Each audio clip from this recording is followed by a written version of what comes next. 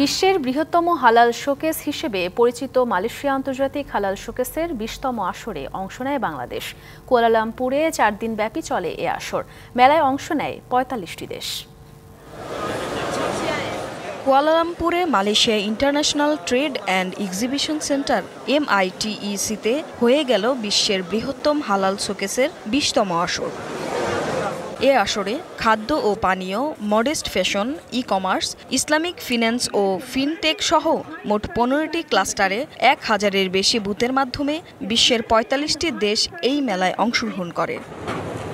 খাদ্য ও পানীয়, চামড়া ও চামড়াজাত পণ্য, ব্যবসায়িক চেম্বার এসব ক্যাটাগরিতে বাংলাদেশের ৫টি প্রতিষ্ঠানও অংশ নেয়। মেলার সমাপনী দিনে বাংলাদেশি স্টল পরিদর্শন করেন মালয়েশিয়ায় নিযুক্ত বাংলাদেশের হাই কমিশনার মোহাম্মদ শামীম আহসান। এ সময় বাংলাদেশি ব্যবসায়ীদের মালয়েশিয়ায় পণ্যের বাজার সম্প্রসারণে বিভিন্ন পরামর্শ ও হাই কমিশনের পক্ষ হতে সব ধরনের সহযোগিতার আশ্বাস দেন তিনি। ২৫০টিরও বেশি ডিজাইন অপশন নিয়ে ওয়ালটন স্মার্ট ফ্রিজ, বোঝে আপনার প্রয়োজন।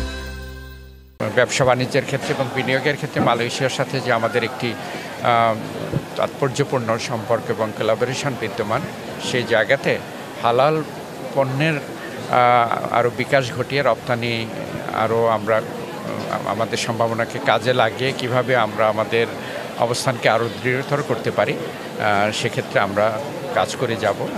এছাড়াও মেলা পরিদর্শন করেন প্রাণ RFL গ্রুপ কোম্পানির চেয়ারম্যান ও চিফ এক্সিকিউটিভ আহসান খান চৌধুরী। এই মেলায় অংশগ্রহণের মাধ্যমে বাংলাদেশে হালাল সেক্টরের উন্নয়ন তথা মালয়েশিয়া সহ আসিয়ান অঞ্চলে বাংলাদেশি পণ্যের বাজার বৃদ্ধি পাবে বলে আশা জানান হাই কমিশনার। আসিয়ানভুক্ত দেশগুলোতে আমরা খুব ভালো করছি। মালয়েশিয়াতে আমাদের নেটওয়ার্ক রয়েছে, সিঙ্গাপুরে রয়েছে, কম্বোডিয়া আমরা যা শুরু করলাম, ভিয়েতনামে রয়েছে, ফিলিপিন্সে রয়েছে, ইন্দোনেশিয়া আমরা শুরু করেছি। আমরা পৃথিবীকে বাংলাদেশের বাজার বানাতে চাই। গেল ১৭ সেপ্টেম্বর দেশটির প্রধানমন্ত্রী আনোয়ার ইব্রাহিম মেলার উদ্বোধন করেন। এ সময় উপপ্রধানমন্ত্রী, দেশটির বিনিয়োগ, বাণিজ্য ও শিল্পমন্ত্রী, বিভিন্ন দেশের কূটনীতিক, সরকারি কর্মকর্তা ও ব্যবসায়ী নেতারা উপস্থিত ছিলেন।